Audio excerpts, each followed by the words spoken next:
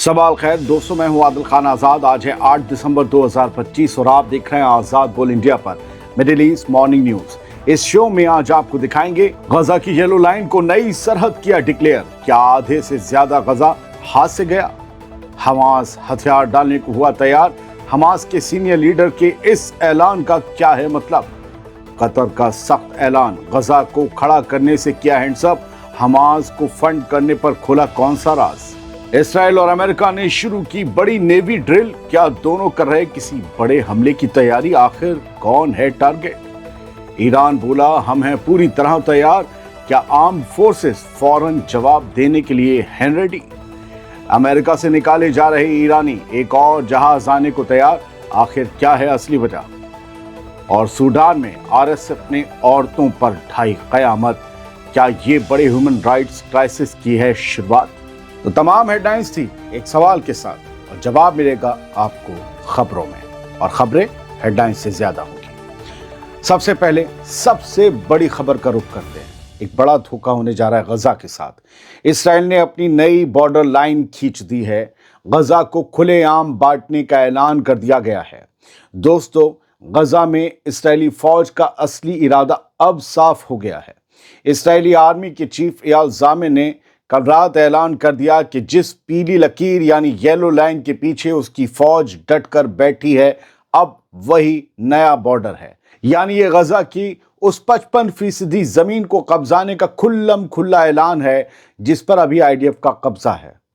और इस पीली लाइन के पार, ये जो पीली लाइन खींची गई है, इसके उस पार गजा के 22 लाख लोगों के पास रहने के लिए बस उनकी 45% ही जमीन बची है, और शायद वही रह जाएगी।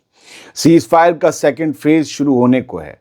ट्रंप इसके लिए प्रेशर डाल रहे हैं। नेतन्याहू ने कल इशारा दिया था कि फेज 2 जल्द शुरू होने को है, और फेज 2 के शुरू होते ही आईडीएफ को हल्के हल्के गजा से निकलना होता। लेकिन अब जब इस्राएली फौज के चीफ ने खुद खुल्लम खुला कह दिया है कि येलो लाइन जो है वही नई सरहद है, तो इसका मतलब ये हुआ कि कोई भी इस्राएली फौजी इस वक्त गजा में है ही नहीं।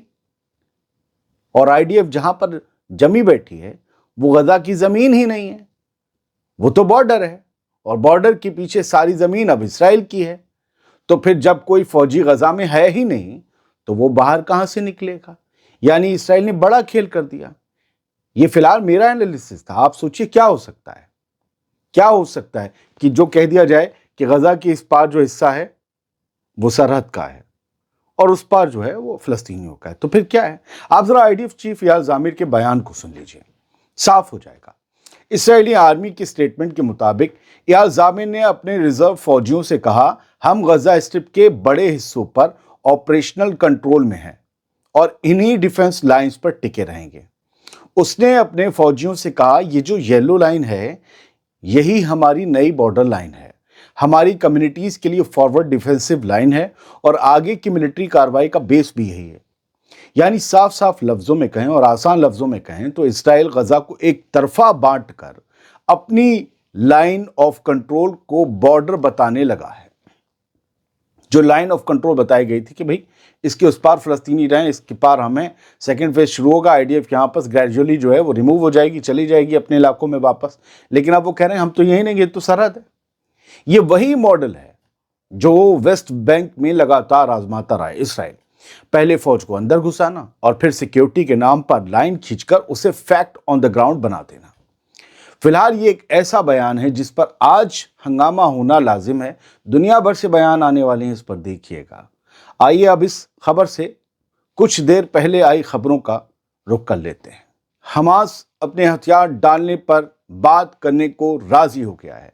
अब हमास के एक अहम और सीनियर ओहदेदार ने कह दिया है कि हम अपने हथियार सौंपने को तैयार हैं, मगर कुछ शर्तों के साथ, कंडीशन सप्लाई।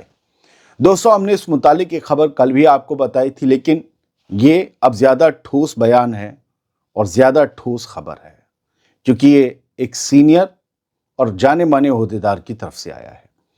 कतर की दारुल-हुकूमत दोहा में एपी को दिए इंटरव्यू में हमास के पॉलिटिकल ब्यूरो के बासिम नईम ने पहली बार खुलकर कहा कि हमास अपने हथियारों को फ्रीज करने, स्टोर करने या टेम्पररी तौर पर सरेंडर करने तक की बात डिस्कस करने को तैयार है, बशर्ते اسے ایک بڑے اور سیریس سیز فائر پروسیس کا حصہ بنایا جائے تو باسم نعیم کے مطابق حماس اپنا ریزسٹنس کا حق برقرار رکھتا ہے، لیکن اگر فلسطینی ریاست کی طرف ایک سمجھداری کا راستہ بنتا ہے تو 5 سے 10 سال کی لمبی جنگ بندی پر بھی بات آگے بڑھ سکتی ہے۔ باسم نعیم نے کہا کہ اس لمبی مہلت کا استعمال ایمانداری سے کیا جائے تو حماس ہتھیاروں کے مینجمنٹ پر ہر طرح کی بات چیت سننے کو تیار ہے، ہر طرح کی بات چیت، مگر یہ کام فلسطینی گارنٹیز کے ساتھ ہوگا اور ٹروس کے دوران ہتھیاروں کا استعمال نہیں کیا جائے گا، یعنی ہم بھی نہیں کریں گے، اسرائیل بھی نہ کرے۔ نعیم نے صاف کر دیا کہ اسرائیل کی ہمیں پوری طرح نہتہ کرنے والی مانگ سب سے بڑی رکاوٹ ہے اور حماس اس ایک طرفہ دباؤ میں ماننے کو کوئی بھی شرط ماننے کو تیار نہیں ہے، ایک طرفہ دباؤ کی وجہ سے۔ ٹرمپ کے غزہ پلان پر بولتے ہوئے باسم نعیم نے کہا کہ یہ پلان ابھی بھی کئی جگہوں پر کلیئرٹی کی کمی سے بھرا ہوا ہے، سب کچھ صاف اور ٹرانسپیرنٹ نہیں ہے۔ انہوں نے یو این فورس کو بارڈر پر تعینات کرنے کے آئیڈیا کا ویلکم کیا تاکہ سیز فائر کی نگرانی ہو سکے اور وائلیشنز درج کیے جا سکے، لیکن باسم نعیم نے یہ بھی صاف کیا کہ یو این فورس کو فلسطینی علاقوں کے اندر کوئی مینڈیٹ نہیں دیا جا سکتا اور نہ ہی اس فورس کو کسی طرح کا ہتھیار چھیننے والا مشن چلانے دیا جائے گا۔ نعیم نے یہ بھی بتایا کہ غزہ کو چلانے کے لیے بننے والی نئی ٹیکنوکریٹک کمیٹی پر حماس اور پیلسٹینین اتھارٹی کے بیچ اچھی پروگریس ہو چکی ہے۔ حماس اور پیلسٹینین اتھارٹی فتح، دونوں کے بیچ اچھی پروگریس ہو چکی ہے کہ غزہ کو کل کیسے چلانا ہے، اور دونوں پارٹیز اس اسٹرکچر کو فائنل کرنے کے لیے آگے بڑھ رہے ہیں۔ یعنی حماس کا کہنا ہے کہ یو این کی فورس آئے اور بس سیز فائر اور سرحد کی نگرانی کرے، اندر کا کام ہم اور ہمارے دشمن محمود عباس کی فلسطینی اتھارٹی مل کر سنبھال لیں گی۔ سیاست میں کیا نہیں ہو سکتا سر؟ جنگ اور سیاست میں سب کچھ ہو سکتا ہے۔ یہ بات ان کے لیے جو یہ سوچتے ہیں کہ جنگ بند نہیں ہونی چاہیے، ہتھیار ڈالنے نہیں چاہیے، محمود عباس یہ ہے وہ ہے، جو غزہ میں زمین پر ہے اس کے نظریے سے دیکھیں کیا نہیں ہو سکتا، سب کچھ ہو سکتا ہے۔ اسرائیل کے پرائم منسٹر نیتن یاہو نے پھر سے ایک آدھا ادھورا بیان پھینک دیا ہے۔ یہ بیان آنے کے بعد وہ کہہ رہا ہے کہ وہ انٹرنیشنل فورس کو موقع دینے کو تیار ہے کہ وہ حماس سے اس کے ہتھیار لے لے، لیکن اسے بھروسہ نہیں ہے کہ یہ پلان چلے گا۔ یعنی وہی پرانی کہانی، زبان پر کھلے پن کی نوٹنکی لیکن اندر سے پورا شک اور رکاوٹ کا پلان۔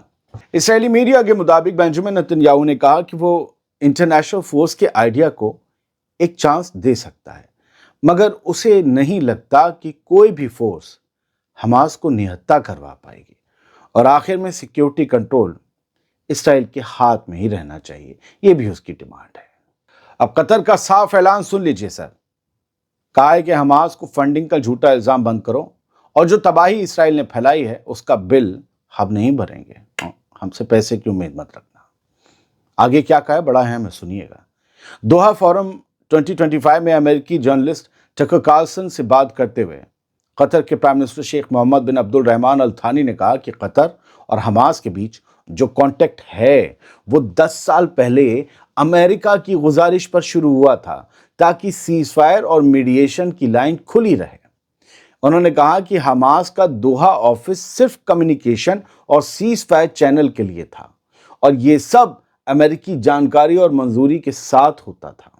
شیخ محمد نے صاف صاف لفظوں میں کہا کہ قطر پر حماس کو پیسے دینے کا الزام بے بنیاد ہے۔ انہوں نے کہا ہماری ساری ایڈ غزہ کے لوگوں تک گئی، پوری ٹرانسپیرنسی کے ساتھ، اور اس سے امریکہ بھی پوری طرح سے واقف رہا۔ انہوں نے یہ بھی بتایا کہ لگاتار اسرائیلی گورنمنٹس اور ان کی سیکیورٹی ایجنسیز خود ایڈ کی ڈیلیوری میکانزم کو اپروو اور کوارڈینیٹ کرتی تھیں، یعنی جس پروسیس کی سب لیئرز اسرائیل اور امریکہ کی نظر میں تھیں، آج اسی پر سیاست کر کے قطر پر کیچڑ اچھالا جا رہا ہے۔ جبکہ اسرائیل کا کہنا یہ ہے کہ جو مدد قطر کی طرف سے غزہ جاتی تھی تو غزہ میں نظام اور سرکار کس کا تھا؟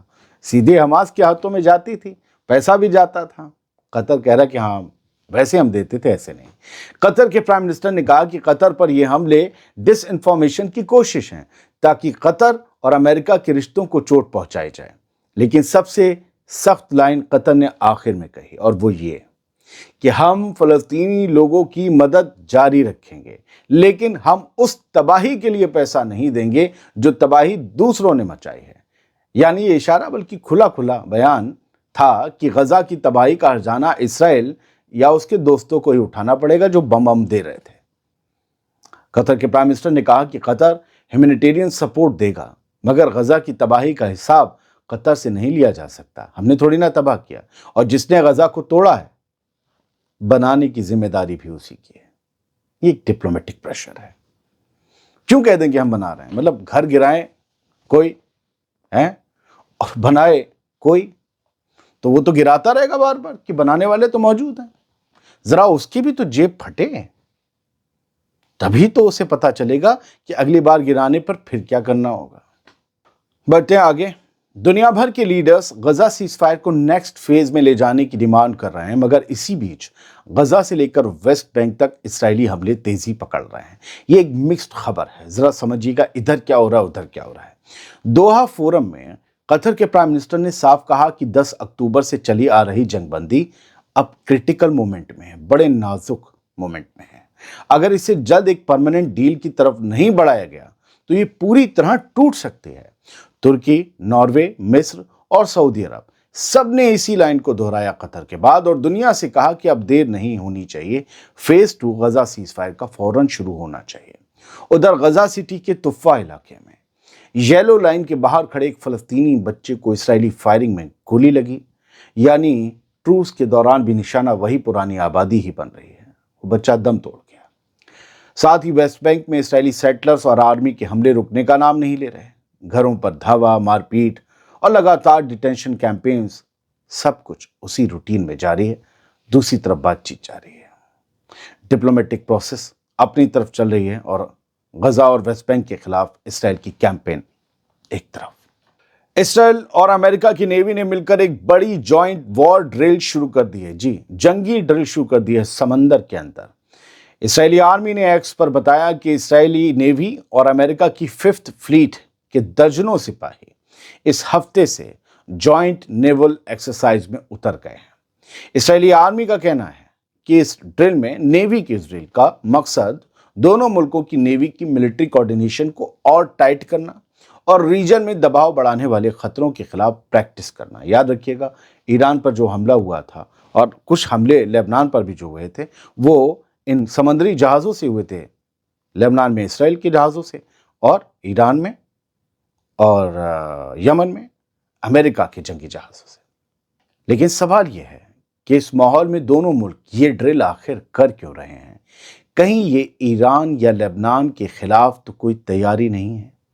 یاد رکھیے گا کہ ابھی 2 دن تک ایران کی نیوی نے بھی ایک بڑی ڈرل کی ہے جس میں کئی نئی میزائلیں، لمبی دوری تک مار کرنے والی میزائلیں، خطرناک میزائلیں اور ڈرونز کی ٹیسٹنگ ہوئی ہے، نشانے لگائے گئے ہیں۔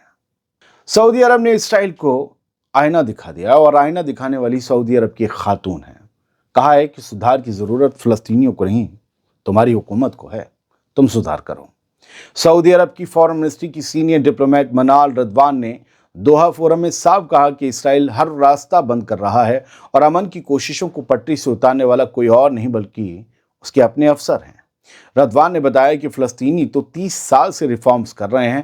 محمود عباس پہلے ہی ایک ریفارم یعنی سدھار کے پلان پر کمٹ ہیں، لیکن اس کے باوجود اسرائیلی حکومت انگلیاں ان پر ہی اٹھاتی رہتی ہے۔ منال رضوان نے کہا کہ اصلی ضرورت اسرائیل کی سرکار کو سدھارنے کی ہے، کیونکہ وہی ہر کوشش کو کمزور کر رہی ہے۔ اب خبر ایران سے۔ ایران نے ایک صاف صاف اشارہ دیا ہے کہ ہم پوری طرح سے ریڈی ہیں جنگ کے لیے، اور کسی بھی خطرے سے پہلے ہم جواب دے دیں گے۔ ایران کی آرمڈ فورسز کے chief major general Abdul Rahim Moussaoui نے کہا کہ ایرانی فورسز پوری انٹیل اور آپریشنل تیاری میں ہیں، اور کسی بھی باہری خطرے پر پہل کر کے جواب دینے کی قوت رکھتی ہیں۔ نیشنل اسٹوڈنٹ ڈے پر بولتے ہوئے موساوی نے فورسز سے کہا کہ ملک کو پری ایمپٹیو ایکشن کے لیے تیار رہنا ہوگا، مطلب پہلے سے ہی تیار، کوئی تمہیں جھاپڑ مارے اس سے پہلے لپک کے اس کے مار دو، یہ کہا گیا ہے۔ انہوں نے فخر سے دعویٰ کیا کہ ایران کے ریولوشنری نوجوان آج ماڈرن اور کٹنگ ایج ٹیکنالوجی کے زور پر آرمڈ فورسز کے ہر سیکشن میں तेज तरक्की और बड़े बड़े अचीवमेंट्स हासिल कर चुके हैं। दोस्तों, ईरानी आर्म फोर्सेस के चीफ का पैगाम साफ है कि हम तैयार हैं और किसी भी खतरे का इंतजार नहीं करेंगे, बल्कि वक्त से पहले उसका मुंह तोड़ देंगे। अब एक खबर यह है कि अमेरिका से ईरानियों को लगातार निकाला जा रहा है और ईरानियों को भरकर दूसरा जहाज जल्द ही तेहरान पहुंचेगा। ईरान की फॉरेन मिनिस्ट्री ने इतवार को कहा कि 55 ईरानी सिटीजन जल्द अपने मुल्क लौटेंगे। ये डोनाल्ड ट्रंप के इमिग्रेशन क्रैकडाउन के तहत दूसरी डिपोर्टेशन फ्लाइट है। सितंबर में अमेरिका ने करीब 400 ईरानियों की पहचान की थी जिन्हें वापस भेजा जाना था, जिसमें से एक पहली उड़ान में 120 लोग कतर की कैपिटल से होते हुए तेहरान पहुंचे थे। ईरान की फॉरेन मिनिस्ट्री के स्पोक्सपर्सन इस्माइल बागई ने कहा कि अमेरिका की ये डिपोर्टेशन पॉलिसी सियासी वजहों से है और ये इंटरनेशनल कानून के खिलाफ है, जबकि अमेरिका का कहना है कि ये सभी ईरानी लोग अमेरिका में बिना लीगल कागजात के रह रहे थे। सीरिया के फॉरेन मिनिस्टर असाद अल शैबानी ने कहा है कि सीरिया इसराइल के साथ कोई सिक्योरिटी एग्रीमेंट तब तक नहीं करेगा जब तक वो यानी इसराइल 8 दिसंबर 2024 के बाद से कब्जे में ली गई जमीनों से पूरी तरह पीछे नहीं हटता।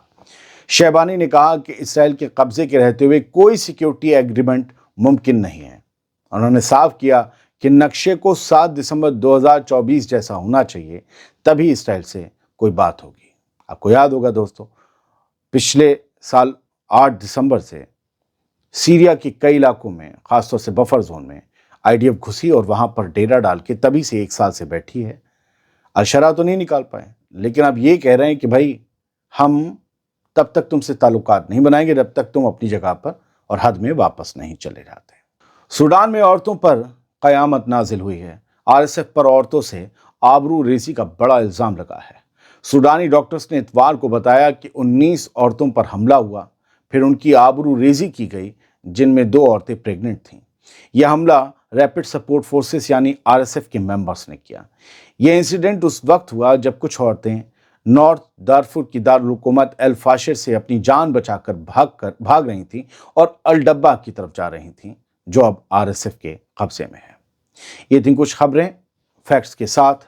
उम्मीद ये करते हैं कि आपने इस बुलेटिन को कबूल किया होगा। सलामत रहिए, खुश रहिए।